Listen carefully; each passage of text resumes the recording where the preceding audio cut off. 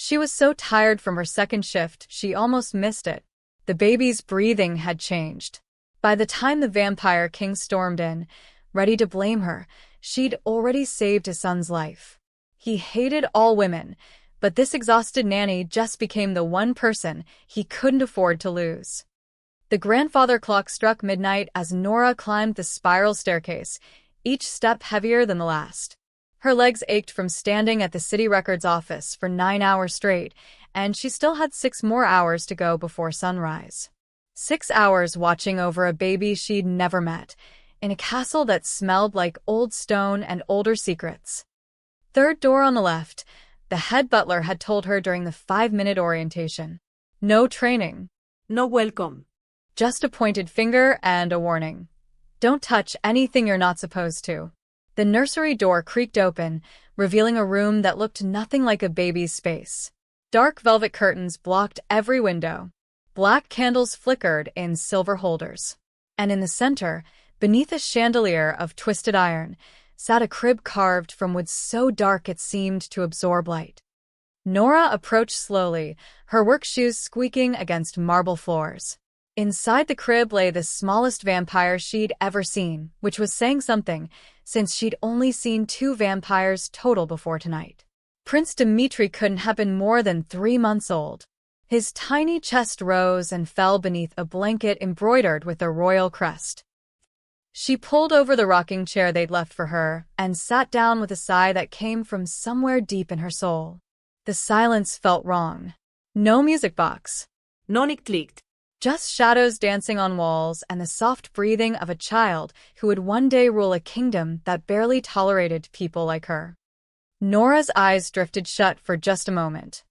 When they opened again, something had changed. The baby's breathing sounded different, raspier, shallower, like air struggling through a straw. Nora shot forward, every ounce of exhaustion vanishing. Dimitri's lips had taken on a grayish tint, even for vampire skin. His little fists clenched and unclenched weakly. No, Nora leaned over the crib, her mind racing through every childcare manual she'd read to prepare for this job. Then she saw it. A fine silver powder dusted the pillow beneath Dimitri's head. More of it sparkled along the crib's edge, like someone had sprinkled it carefully, deliberately. The powder hadn't been there 20 minutes ago. She was certain. Nora didn't think. She grabbed the prince, blanket and all, and lifted him away from the contaminated crib. The moment his head cleared the powder, she noticed his breathing ease slightly, but not enough. Whatever he'd inhaled was still in his system. Her hands moved on instinct, positioning the baby against her chest the way she'd learned during a free first aid course at the community center. She'd taken it hoping to help her mother, never imagining she'd need it for this. Gentle pats on the back. Keep him upright. Clear the airways. Come on, little one. Breathe. Just breathe. The nursery door exploded inward. Vampire King Alaric filled the doorway like a storm given form. He stood well over 6 feet tall, dressed in black from collar to boot, with eyes that burned red in the candlelight. Every story Nora had heard about him rushed back at once. The king who'd executed his own advisors for suggesting peace with humans. The vampire who'd refused every marriage proposal because he deemed all women manipulative parasites. The father who never smiled at his own son. Put him down. The words came out so cold that frost might as well have formed in the air between them. Alaric crossed the room in 3 strides that defied natural movement, his hand going to the sword at his hip. Your Majesty, You have 3 seconds to explain why a human servant is manhandling the crown prince before I separate your head from your body. Nora's arms tightened protectively around Dmitri. Fear should have made her comply. Every survival instinct screamed at her to back down, apologize, grovel. But the baby in her arms gave a weak cough, and that sound mattered more than any threat. Someone poisoned him. Her voice came out steady despite her racing heart. There's powder in the crib. Silver powder. He couldn't breathe properly until I moved him. Lies. Alaric's hand closed around her wrist. Not rough enough to hurt, but firm enough to make his point. Guards found you alone with him. You're trying to.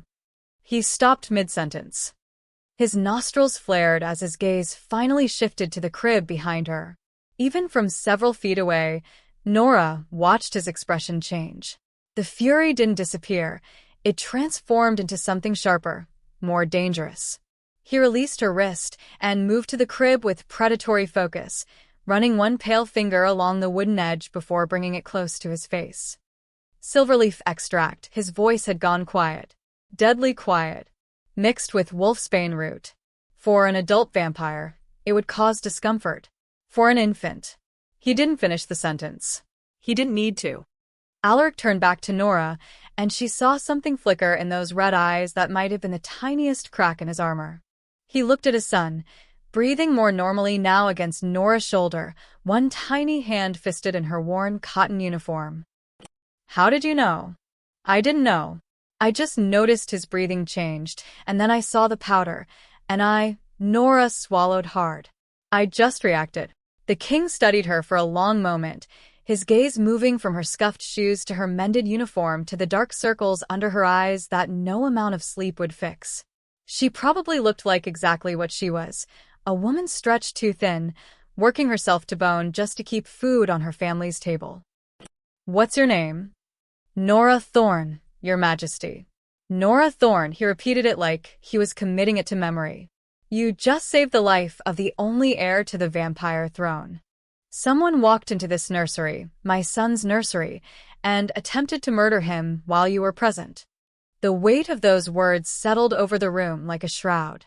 Nora felt Dimitri squirm against her, and she adjusted her hold automatically, supporting his head the way the childcare books had taught her. Alaric noticed the gesture. His jaw tightened. Whoever did this knew the guard schedules. Knew the servant rotations. Knew exactly when you'd be alone with him. He walked to the window and pulled back the curtain an inch, revealing the sprawling vampire city below. This wasn't random. This was planned. Then I should probably resign, Nora heard herself say. If my being here puts the prince in danger. No. The word cracked through the air like a whip. Alaric turned from the window, and for the first time since entering the room, something almost human crossed his features. Whoever orchestrated this assassination attempt expected you to fail. Expected you to be too tired, too careless, too human to notice. His lip curled around that last word, but there was no venom in it. They underestimated you, which means you're now the most valuable person in this castle. Nora's arms tightened around Dimitri. I don't understand. You're the only one who saved him when everyone else failed. Alaric's gaze moved to his son, and something ancient and painful flickered across his face. You're also the only witness who has no political agenda. No family connections to noble houses. No reason to lie. He crossed the room again, but this time he stopped an arm's length away, giving Nora space. When he spoke again, his voice had lost its sharp edge. My son is breathing because of you, Nora Thorne. But this isn't over. Whoever poisoned that crib will try again. His red eyes met hers. And next time, they'll come for the witness too. By the time Nora left the castle, dawn had painted the sky in shades of pink and gold that hurt to look at. She'd spent the last hour giving her statement to 3 different vampire officials, each one eyeing her with more suspicion than the last. The only reason they hadn't arrested her on the spot was because King Alaric himself had vouched for her story. That didn't mean they believed her. A human may discovered a royal assassination attempt. She'd heard one general mutter to another as they passed her in the hallway. The disbelief in his voice had been thick enough to cut. How convenient that she's the hero of her own story. Nora pulled her thin jacket tighter as she stepped onto the cobblestone streets leading away from the castle district. Her second shift started in 3 hours at the office building across town, which gave her just enough time to check on her mother and maybe grab an hour of sleep if she was lucky. The morning market was already bustling with vendors setting up their stalls. Humans mostly, with a few vampires browsing the early selections of blood oranges and iron-rich vegetables. Nora kept her head down and walked fast, her body running on fumes and adrenaline. She made it 2 blocks before she felt it. The prickling sensation at the back of her neck. the feeling of being watched. Nora risked a glance over her shoulder. Two figures in dark cloaks stood near a fountain, their faces hidden beneath deep hoods. They weren't moving, weren't browsing the market stalls. Just standing. Watching. Her pace quickened. The figures matched it. Heart hammering, Nora turned down a side street she knew well, a shortcut through the textile district that would take her closer to home. The narrow alley between fabric shops was still mostly empty this early, with only a few workers hauling bolts of cloth from delivery wagons. Footsteps echoed behind her. Faster now. Closer. Nora broke into a run. "Wait," a voice called out. Male. Cold. "We just want to talk."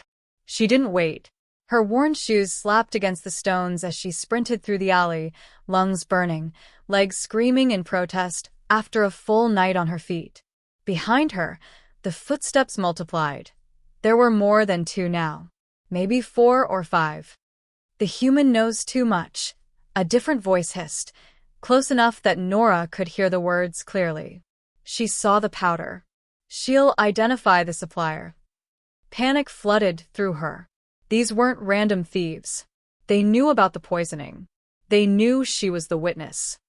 They were here to silence her. Nora burst out of the alley onto a wider street, nearly colliding with a woman carrying a basket of bread. She mumbled an apology and kept running, searching desperately for somewhere safe, someone who could help.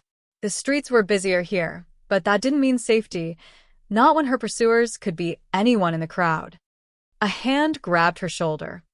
Nora spun, fist already swinging in a wild arc that her father had taught her years ago. Her knuckles connected with something solid, and she heard a grunt of pain. The cloaked figure stumbled back, revealing a flash of pale skin and fangs. Vampire. Of course. "You little." A horse's whinny cut through the morning air. A royal patrol carriage rounded the corner at speed, the vampire driver pulling hard on the reins when he saw the commotion. 2 guards jumped down before the wheels had fully stopped, their hands already on their sword hilts. "What's happening here?" The cloaked figures scattered immediately, melting into the side streets like shadows fleeing light. Nora stood frozen, her breath coming in ragged gasps, her hand throbbing from where she'd punched solid vampire jaw. "Miss?" One of the guards approached her carefully. "Are you injured?" Nora shook her head, not trusting her voice yet. The guard's eyes narrowed as he took in her castle uniform beneath her jacket. "You work at the palace." I recognized that uniform. His expression shifted to something more alert. "You're the one from last night. The nanny who found the poison." News traveled fast in the vampire kingdom. Too fast. "I need to get home," Nora managed. "My mother is expecting me." The guard exchanged a glance with his partner. His Majesty left orders. Any palace staff involved in last night's incident are to be offered escort if they request it. I've fine. Really? With respect, miss, you were just chased through the market by cloaked assailants. That's not fine. The guard gestured to the carriage. We're heading toward the human quarter anyway. Let us give you a ride. Nora wanted to refuse. Wanted to prove she could handle herself, that she didn't need vampire guards protecting her like she was some fragile thing that might break. But her legs were shaking, and her hand still hurt, and somewhere in this city were people who wanted her dead. "Thank you," she said quietly, and climbed into the carriage. As they pulled away from the market, Nora caught a glimpse of a figure standing in a high window overlooking the street. Even from a distance, she recognized that tall, dark silhouette. King Alaric was watching. And from the rigid set of his shoulders, he'd seen everything. Back in the castle throne room, Alaric stood with his generals gathered around a map of the city. His hands were clasped behind his back, but his jaw was tight with barely contained fury. "The attack came from inside," he said, his voice cutting through the room. "Someone with access to the nursery. Someone who knew the guard rotations. Someone in this very castle tried to murder my son." He looked up, meeting each general's eyes in turn. "And now they're trying to eliminate the only witness who can expose them." Alaric shouldn't have been standing in the shadows across from a crumbling apartment building in the human quarter. He had a kingdom to run, generals to interrogate, and a son who needed protection. Yet here he was, watching a second-floor window where a dim light had just flickered on. He told himself it was strategic. Nora Thorne had become central to his investigation.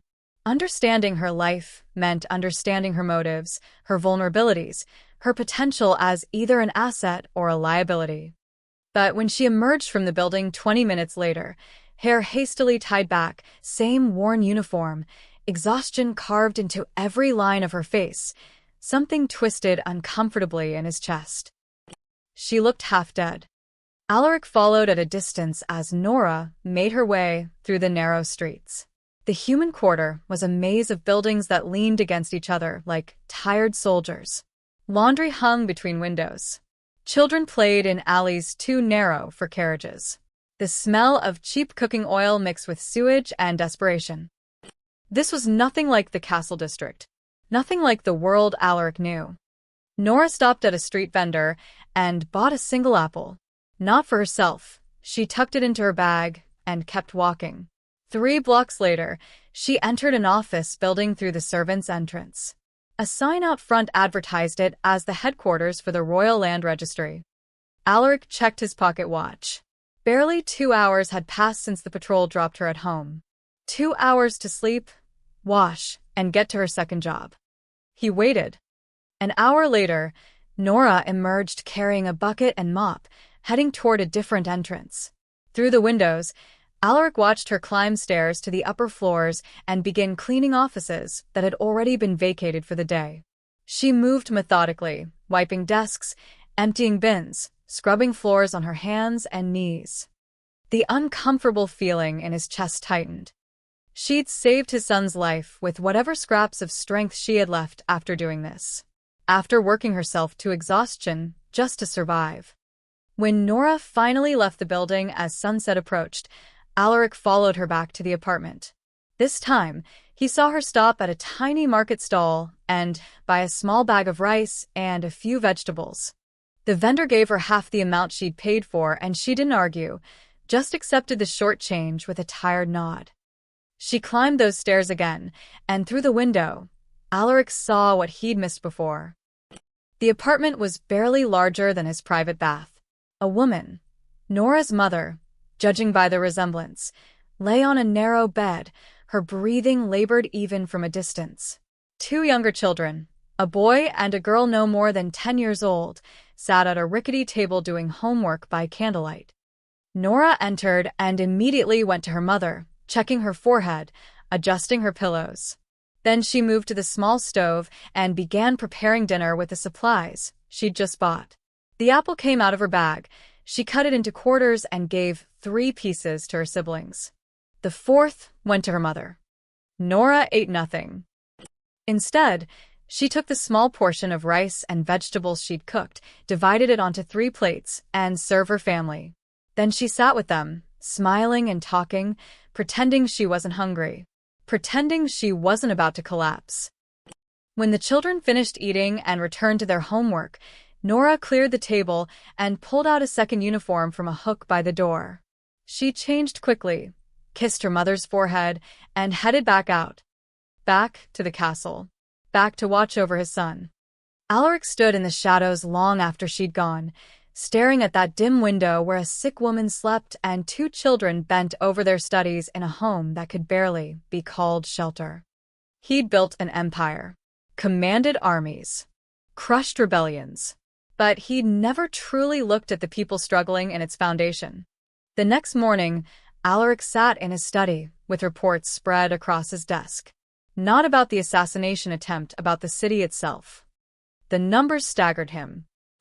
40% of human workers held multiple jobs just to afford basic housing. Medical care was accessible only to those who could pay up front. Education cost more than most families earned in a month.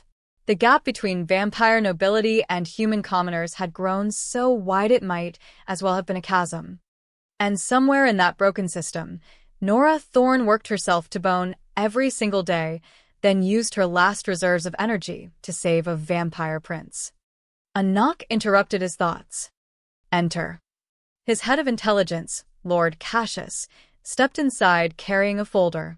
Your Majesty, regarding the incident in the market this morning, we've identified the cloaked figures who chased Miss Thorne, and 3 were low-level mercenaries. Hired muscle. But we found this in the alley where they fled. Cassius laid a piece of parchment on the desk. Recruitment posters. The Raven clan is growing bolder. They're promising better wages, fairer treatment, and protection to anyone willing to join their cause. Alaric studied the poster. The Raven clan, an ambitious vampire family that had been quietly building power in the outer territories for years. They'd always claimed to want reform, to give voice to the forgotten. But their methods were anything but noble. They're capitalizing on instability, Alaric said quietly. If people think the crown can't even protect its own heir, they'll look for stronger leadership elsewhere. Precisely. And Miss Thorne's survival works against them. A human saving the prince undermines their narrative that the kingdom doesn't value human lives. So they'll try to kill her again. Undoubtedly. Alaric stood and walked to the window overlooking the city. Somewhere out there, Nora was probably heading to another shift, another endless day of survival. She'd stumbled into the center of a conspiracy that could tear his kingdom apart, and she had no idea how deep it went. Double her guard detail, he ordered. And I want eyes on every entrance to that apartment building. If the Raven clan makes another move, we'll be ready, Cassius assured him. But as the vampire lord left, Alaric couldn't shake the image of Nora dividing that apple into quarters and keeping none for herself. She'd saved his son with nothing left to give. What kind of kingdom had he built where that was necessary? Nora told herself she wasn't afraid as she walked through the castle gates 2 nights later. The guards nodded at her now, not friendly exactly, but no longer looking at her like she might be an assassin herself. Progress, she supposed. The nursery felt different when she entered. New locks had been installed on the door. The crib had been moved to the center of the room, away from windows. And Prince Dmitri slept peacefully beneath blankets that had been inspected 3 times over. Nora settled into the rocking chair and tried to ignore the way her hands still shook sometimes. The chase through the market played in her mind on loop whenever she closed her eyes. Those whispered words. The human knows too much. She didn't know too much. She barely knew anything at all. An hour into her shift, a kitchen maid arrived with the prince's evening bottle, a special blend of nutrients that vampire infants needed. The maid was young, probably Nora's age, with nervous eyes that wouldn't quite meet hers. His Majesty ordered fresh preparation for every feeding, the maid said, setting the bottle on the side table. I'm supposed to wait while you check it. Nora picked up the bottle, examining it the way the royal physician had taught her. The liquid should be deep red, with a slight amber tint. This one looked right. Smelled right, too. Thank you, Nora said. What's your name? Eliza, the maid shifted her weight. I heard what you did. Saving the prince. That was brave. I just reacted. Still, Eliza glanced toward the door, then lowered her voice. Be careful. People are saying things about humans getting ideas above their station. Before Nora could respond, Eliza hurried out, her footsteps echoing down the hall. The warning sat heavy in Nora's stomach as she fed Dmitri his bottle. He drank eagerly, his tiny hands wrapping around her fingers with surprising strength. When he finished, she burped him gently and settled him back in his crib, watching until his eyes drifted closed. Her own shift at the registry office didn't start for another 4 hours. Maybe she could risk closing her eyes for just a moment. A sound jolted her awake. Nora's eyes snapped open. She dozed off for maybe 20 minutes, and now voices drifted from somewhere nearby. The kitchen, she realized. It was just down the hall from the nursery. She shouldn't investigate. Should stay with Dmitri. But something about those voices made her skin prickle with unease. Moving quietly, Nora slipped out of the nursery and crept toward the kitchen entrance. Through the partially open door, she saw 2 figures, Eliza and an older woman Nora recognized as the head kitchen maid. "Told you it was too risky," the older woman hissed. "The king has guards everywhere now. I didn't have a choice." Eliza's voice cracked with panic. "They said they'd kill my brother if I didn't." "You should have refused. Now look what you've done." Nora watched as Eliza pulled something from her apron pocket. Even from several feet away, she recognized the silver shimmer of powder, the same powder that had been in Dimitri's crib. Her heart stopped. Eliza moved toward the counter where ingredients were being prepared for tomorrow's feedings. Her hand trembled as she reached for a mixing bowl. "No," the older maid grabbed Eliza's wrist. "I won't let you do this. That baby is innocent. They have my brother," Eliza sobbed. "What am I supposed to do? Tell the king. Ask for protection. But I won't stand by while you commit murder." Eliza wrenched her arm free, and for a moment, Nora thought she might actually stop, might listen to reason. But then Eliza's expression hardened with desperate resolve. She threw the powder into the mixing bowl and ran. Nora didn't think. She burst through the kitchen door as Eliza bolted toward the servant tunnels, a network of passages that connected different parts of the castle. The older maid stood frozen in shock. "Get the guards," Nora shouted at her. "Now."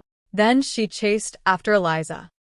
The servant tunnels were narrow and dark, lit only by occasional torches. Nora's footsteps echoed off stone walls as she followed the sound of Eliza's panicked flight. Her lungs burned. Her legs screamed. But she couldn't let the girl escape, not when Eliza might be the key to finding out who was behind everything. Ahead, she heard a door slam open. Moonlight flooded the tunnel. Nora emerged into a courtyard just in time to see Eliza scrambling over the wall, her apron catching on the stones. Then she was over and gone, disappearing into the city streets beyond. By the time guards arrived, there was no trace of her. Captain Victor, head of the Royal Guard, stood in the kitchen with murder in his eyes. The contaminated mixing bowl sat on the counter, surrounded by guards treating it like a live weapon. She escaped through the east tunnels, he reported to King Alaric, who had arrived within minutes of being summoned. "We have patrols searching, but she knows the city. She could be anywhere." Alaric's gaze shifted to Nora, who sat at the servants' table with a blanket someone had draped over her shoulders. She was still shaking. "You chased her," he said. "Not a question." "I had to try. She was poisoning the food for Dimitri. I couldn't just—" Nora's voice broke. She said they were threatening her brother, that she didn't have a choice. "Everyone has a choice," Alaric's voice was ice. But when he looked at Nora, something in his expression softened. "You could have been killed chasing after her. She could have gotten away completely if I hadn't tried." The generals who'd gathered in the kitchen muttered among themselves. Nora caught fragments. "Foolish human. Should have waited for guards. Lucky she wasn't hurt." General Mordain stepped forward, his aristocratic features twisted with disdain. "This proves the human staff cannot be trusted, Your Majesty. We should replace them all with vampire servants." "This proves," Alaric said coldly, "that someone is using fear and coercion to turn my own staff into weapons." And once again, it was Miss Thorne who exposed the threat while the rest of you stood by. The room fell silent. Alaric turned to Victor. "The maid's escape proves she has help. Allies inside these walls who know our security, our passages, our routines." He paused, letting that sink in. "This conspiracy is larger than we thought, and it's not over." His eyes met Nora's across the kitchen. "Not by a long way." Nora spent the next hour being questioned by 3 different officials, each asking the same questions in slightly different ways. By the time they finally let her return to the nursery, her body felt like it might simply give up and collapse. Dimitri was still sleeping peacefully, blissfully unaware that he'd almost been poisoned for the second time in 3 days. Nora stood beside his crib, watching the steady rise and fall of his chest, and felt a fierce protectiveness surge through her exhaustion. This baby hadn't asked to be born into a world where people wanted him dead, hadn't done anything except exist. She reached down to adjust his blanket and froze. Something felt wrong. The fabric bunched strangely near the corner, like there was something tucked inside the folds. Nora's fingers found it, a small, torn piece of cloth wedged between the blanket and the crib's padding. She pulled it free carefully. The fabric was black, slightly coarse, with an unusual weave she didn't recognize. But what made her breath catch was the partial emblem stitched into the corner, a silver raven's wing, the stitching torn where the rest of the design should have been. Nora stared at it, her mind racing. This hadn't been here before the first poisoning. She'd changed Dimitri's blankets herself after they'd cleared the crib, which meant someone had placed this here recently. Maybe even during the chaos of tonight's incident. She needed to show someone. But who could she trust? The answer walked through the door 5 minutes later. King Alaric entered the nursery without knocking, his presence filling the space like a storm. He looked tired, really tired, in a way Nora hadn't seen before. The perfect mask of cold authority had slipped slightly, revealing something more human underneath. "I wanted to check on him myself," Alaric said quietly, moving to the crib. He gazed down at his son with an expression that made Nora's chest ache. Love and fear mixed together in a way that transcended species. "Your Majesty," Nora held out the torn fabric. "I found this in the blanket. It wasn't here before." Alaric took the cloth, and the moment he saw the emblem, his entire body went rigid. The temperature in the room seemed to drop 10 degrees. "Where exactly did you find this?" "Tucked in the corner, between the blanket and padding. Like someone hid it there." Alaric's jaw clenched so hard Nora heard his teeth grind together. "Do you know what this is? Some kind of uniform?" "Shadow Guard uniform. Raven Clan." Each word came out clipped, controlled fury barely contained. "These are their elite assassins. Trained from childhood to infiltrate any stronghold, bypass any security, kill any target." The room felt too small suddenly. Too exposed. "They were here," Nora whispered. "In the nursery. Close enough to hide this in Dimitri's crib." Yes, Alaric studied the fabric like it might reveal secrets if he stared hard enough. But why leave evidence? Shadow guards are meticulous. They don't make mistakes like this. Maybe it wasn't a mistake. Nora's mind was working through possibilities. Maybe it tore off during the first poisoning. When they were sprinkling the powder, their uniform caught on something. Alaric's eyes snapped to hers. "The crib." There's a sharp corner on the iron scrollwork. He moved to examine it, and sure enough, a small thread matched the torn fabric. "You're right. They snagged their uniform and didn't realize until it was too late. So the Raven clan is definitely behind the assassination attempts. Not just behind them. They've infiltrated the castle itself." Alaric paced to the window, his movement sharp with barely contained violence. "Shadow guards require inside knowledge to operate. Floor plans, guard rotations, access codes. Someone in my court is feeding them information." The implications crashed over Nora like cold water. "Eliza said they threatened her brother. The Raven clan is using coercion to turn your own people against you. A classic destabilization tactic. Make the throne look weak. Make me look like I can't even protect my own heir. Then swoop in as the better alternative when the kingdom loses faith." Alaric turned back to her, and something shifted in his expression. "But they didn't count on you. Me? A human with no political connections, no ulterior motives, and apparently a talent for finding evidence everyone else misses." The corner of his mouth twitched. Not quite a smile, but close. "You're becoming a problem for them, Miss Thorne. I'm already a target. Might as well be useful." This time Alaric did smile, though it was sharp as broken glass. "I'm forming a small investigative unit. People I can trust absolutely. My head of intelligence, Captain Victor, 2 hand-picked guards." He paused. "And you." Nora blinked. "I'm sorry, what?" "You're observant. You notice details others miss. And most importantly, you have no reason to betray me. The Raven clan has already marked you for death simply for being competent at your job." "Your Majesty, I'm not qualified to."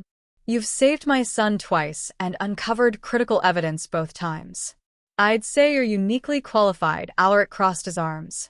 Besides, you're already involved whether you like it or not. At least this way, you'll have protection and resources. Nora looked down at Dmitri, still sleeping peacefully despite the danger surrounding him.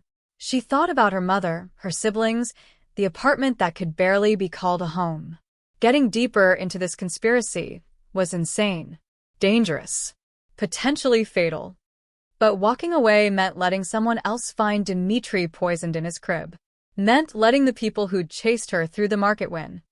What exactly would I be doing? Your job says normal.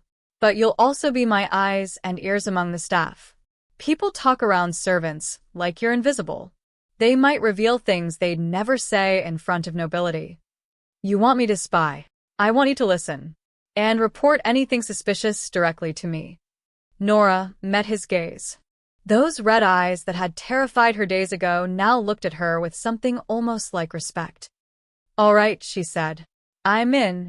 Alaric nodded once, then pulled a small silver pin from his pocket, a castle emblem that marked bearer as under direct royal protection.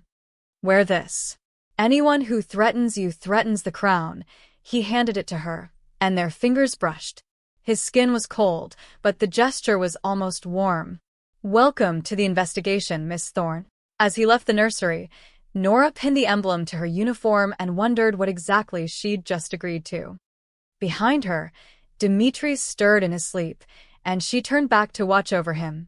Whatever came next, at least she wouldn't face it alone. Absolutely not. King Alaric stood in his study, glaring at Nora like she'd just suggested burning down the castle.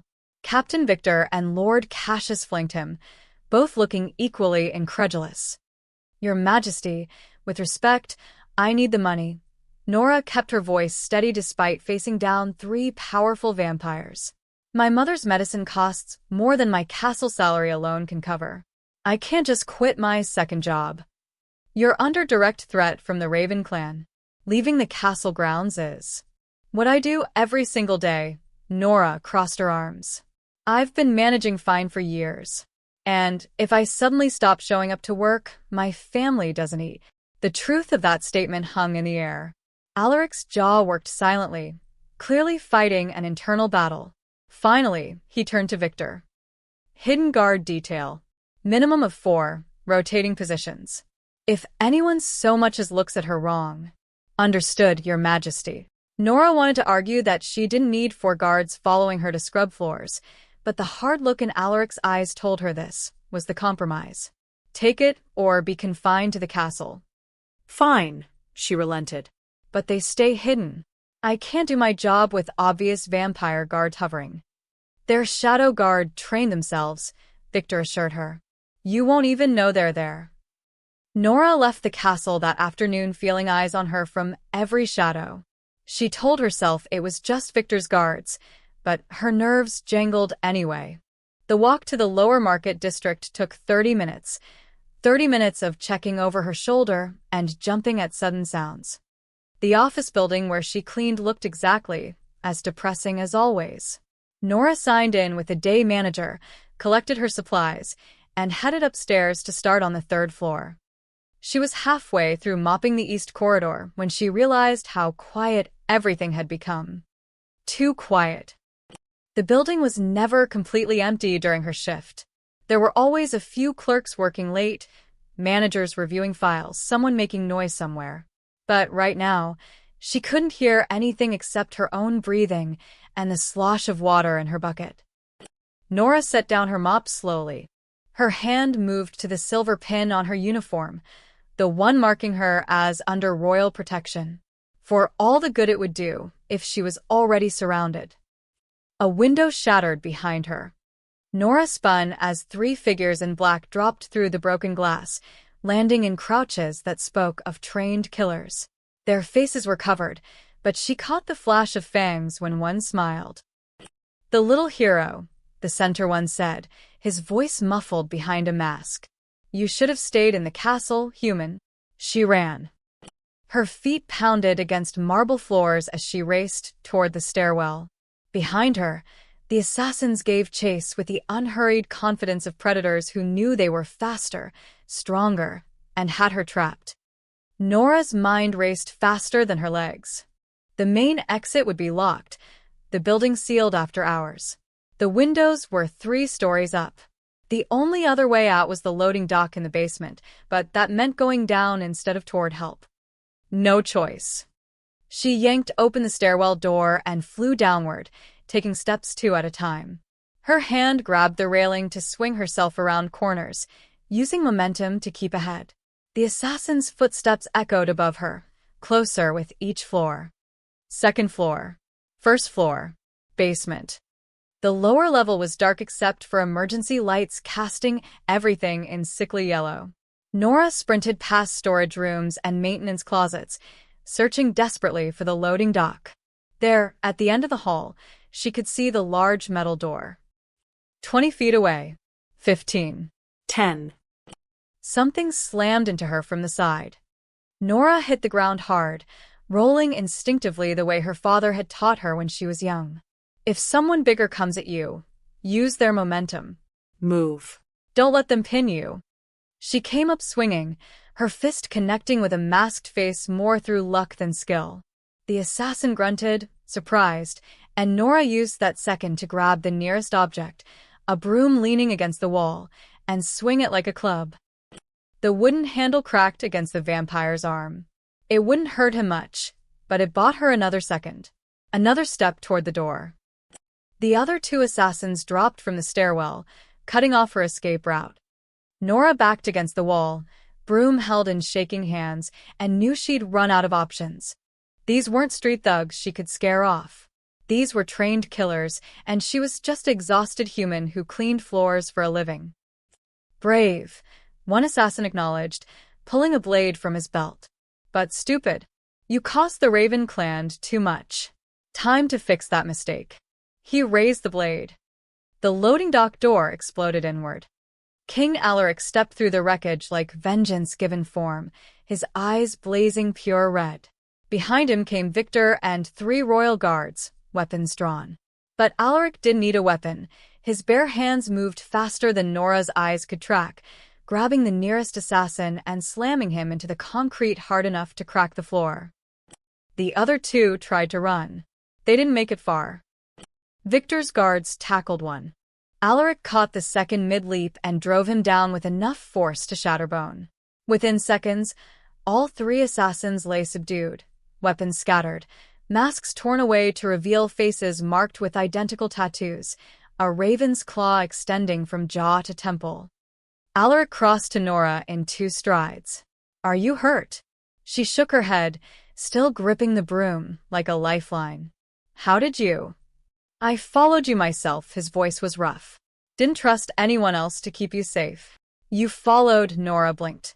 The king of the vampire realm followed me to my cleaning job. Apparently with good reason, he glanced at the broken broom in her hands. You fought back. Didn't have much choice. Something flickered in his expression, respect, maybe, or surprise that she was still standing. Then his gaze shifted to the captured assassins. Victor was already examining their tattoos, his face grim. Raven clan marks, Victor confirmed. But look at this, he pulled aside one assassin's collar, revealing a second, smaller symbol. Court cipher. These men had access codes to the royal palace. Alaric's expression went deadly cold. Someone in my inner court is giving Raven clan assassins our security protocols. Not just someone, Cassius said, appearing in the doorway. He held up a piece of parchment he'd found on one of the assassins. Someone with authority to issue kill orders using the royal seal. The implications hit Nora like a physical blow. This wasn't just about killing Dimitri anymore. This was about infiltrating the throne itself. We need to get back to the castle, Alaric said quietly. Now. Before whoever gave these orders realizes their assassins failed. As they moved toward the exit, Nora caught Alaric's arm. Your Majesty. Thank you. For coming yourself. He looked at her for a long moment, and something in those red eyes softened just slightly. You've saved my son twice, Miss Thorne. Protecting you is the least I can do. But they both knew it was more than that now. The conspiracy was tightening around them, and the traitor was closer than anyone had imagined. The throne room filled with tension as thick as smoke. Every high-ranking noble and court official had been summoned within the hour, none told why. They stood in a semicircle before the throne, their expressions ranging from confused to concerned to carefully blank. Nora stood beside Alaric's throne, acutely aware that she didn't belong there. Servants didn't stand on the dais. Humans definitely didn't. But Alaric had insisted, and the silver pin on her uniform gave her just enough authority that no one dared object out loud. Though plenty objected with their eyes. 3 assassination attempts in 5 days, Alaric began, his voice cutting through the murmurs. 2 using silverleaf poison. 1 using Raven clan assassins with palace access codes. He let that sink in. Someone in this room is a traitor. The nobles erupted in protests and denials. Lord Cassius raised his hand for silence.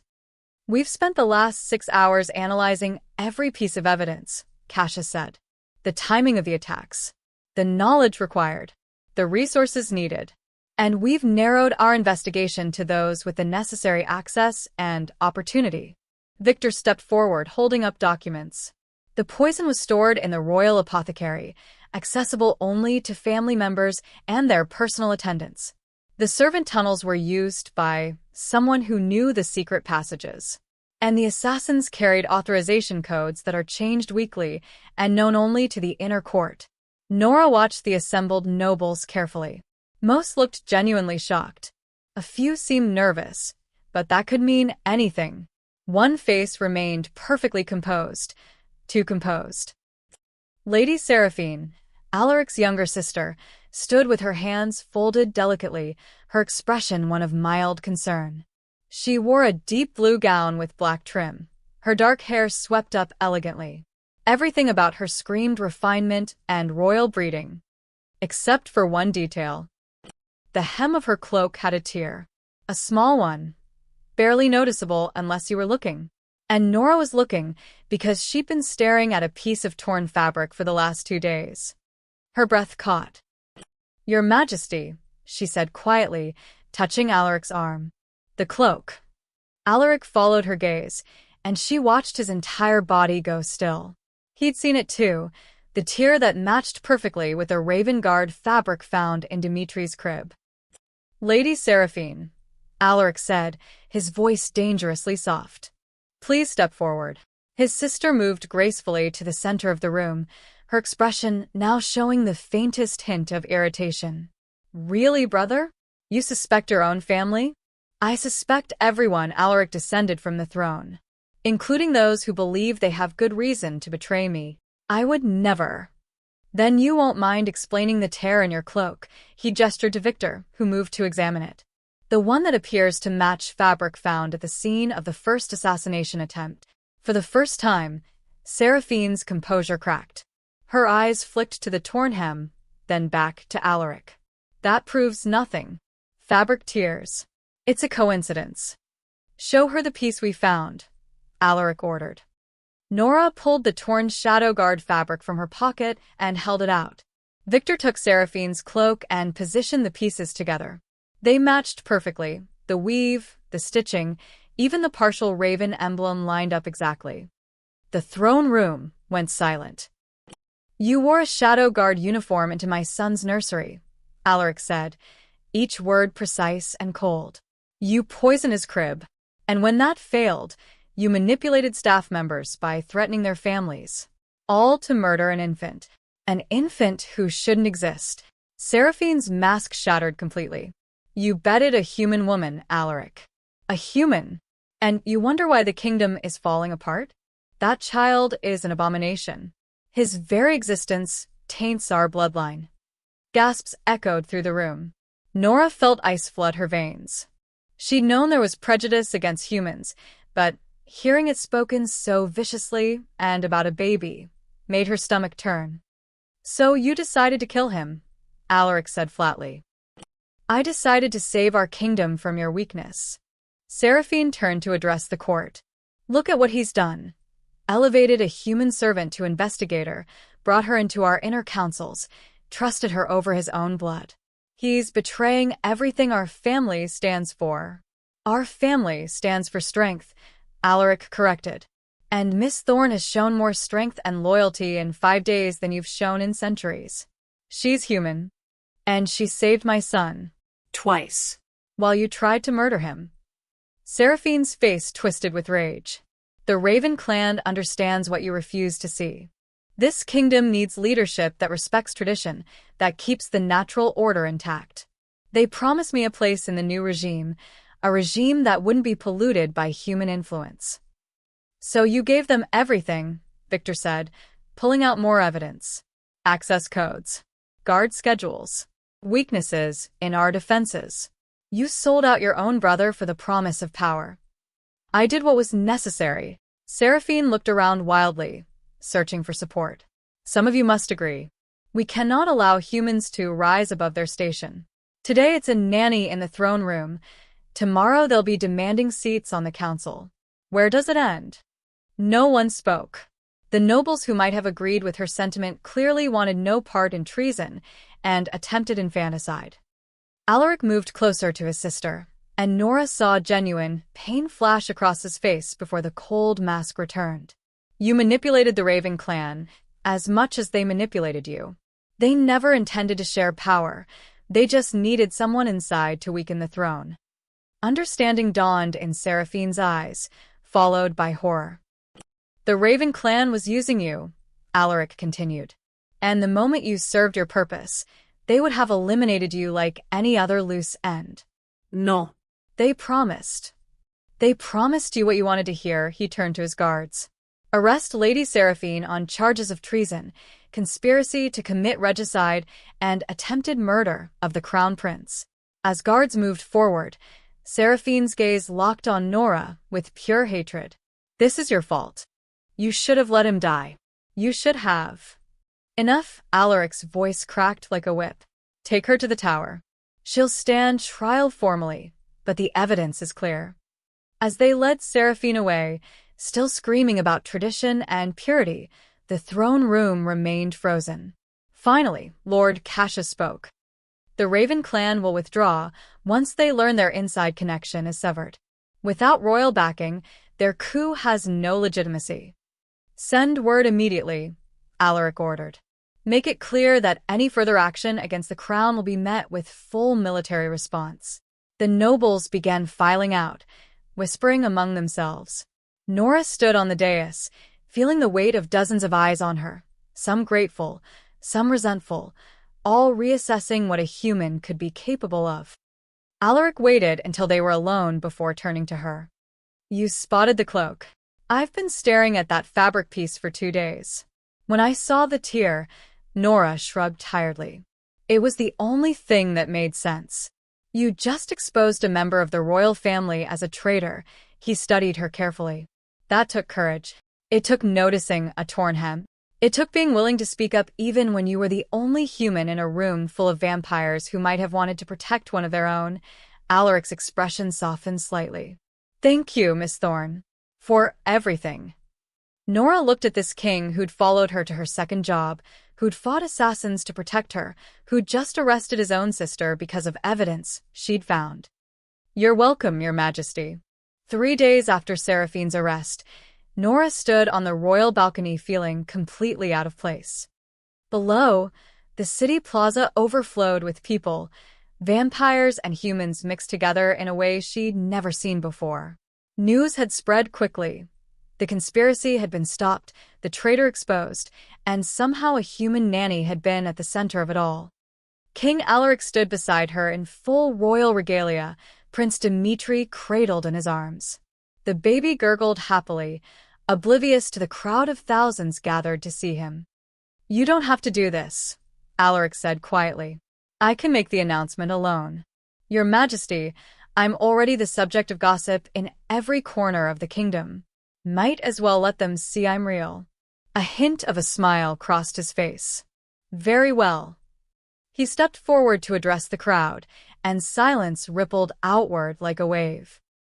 Citizens of the realm, Alaric's voice carried across the plaza with natural authority. 5 days ago, My son was nearly murdered by those who believed he didn't deserve to live. The conspiracy reached into the highest levels of court, manipulated by the Raven clan who sought to exploit our divisions for their own gain. Murmurs ran through the crowd. Alaric waited for them to quiet before continuing. The plot was stopped by someone who had every reason to look the other way. Someone who worked 2 jobs just to survive, who had no stake in royal politics, who could have simply stayed silent and kept herself safe. He turned to Nora. "Miss Nora Thorne, please step forward." Nora's legs felt like water, but she moved to stand beside him. The crowd's attention focused on her like a physical weight. "This woman saved my son's life," Alaric continued. "Not once, but twice.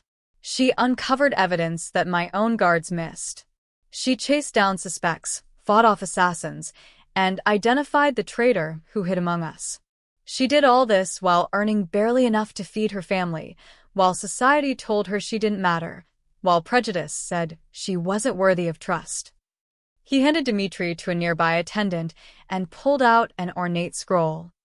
"Therefore, by royal decree, I name Nora Thorne as Guardian of the Heir, a new position with full authority to protect the prince, access to castle resources, and a salary befitting someone who holds the kingdom's future in her hands." The crowd erupted. Some cheered. Others looked stunned. A few human faces in the crowd openly wept. Alaric raised his hand for silence. "Miss Thorne will no longer need to work herself to exhaustion. Her family will receive royal support, including medical care for her mother and education for her siblings. This is not charity. This is earned recognition for service beyond measure." Nora felt tears prick her eyes. Medical care for her mother. Education for her siblings. No more choosing between food and medicine. No more scrubbing floors until her hands bled. Furthermore, Alaric continued, his voice growing harder, "Let this serve as a reminder. The Raven clan sought to divide us by claiming humans were inferior, incapable, unworthy. Miss Thorne proved them wrong at every turn. Prejudice nearly cost us everything. It blinded us to internal threats while we focused on external ones." He looked out over the mixed crowd of humans and vampires. The civil war that could have torn this kingdom apart was prevented by a human woman who cared enough to act when others wouldn't. Remember that. All of you. The applause started slowly, then built like thunder. Nora saw human faces in the crowd looking up at her with something like hope. Even some of the vampires nodded with grudging respect. This wasn't just about her anymore. This was about what she represented, the possibility that the system could change, that worth wasn't determined by species or birth. As the crowd began to disperse, Alaric guided her back inside the castle. Dmitri reached for Nora immediately, and she took him with practiced ease, settling him against her shoulder. "The Raven clan has officially withdrawn," Alaric told her as they walked through the corridors. "With Seraphine imprisoned and their plot exposed, they have no leverage. Their supporters in court have gone silent. For now, the kingdom is stable." "For now," Nora repeated.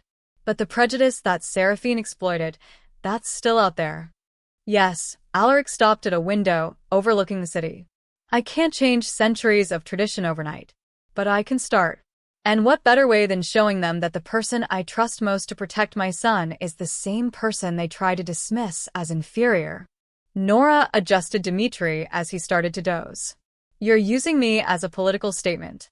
I'm recognizing the truth. You saved my son. You saved my kingdom." He turned to face her fully. "Everything else is just people finally seeing what was there all along." They stood in comfortable silence for a moment, watching the city below. Somewhere out there was Nora's family, probably celebrating the news. Her mother would get proper treatment. Her siblings would go to real schools. The apartment that barely held together would be replaced with something safe and warm.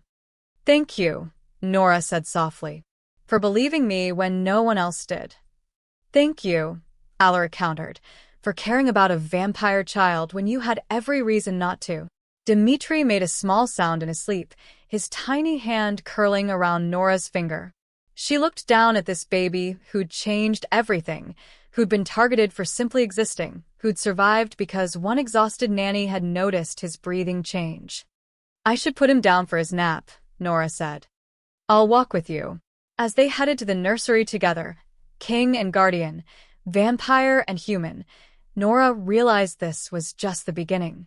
There would be more threats, more prejudice to overcome, more battles to fight.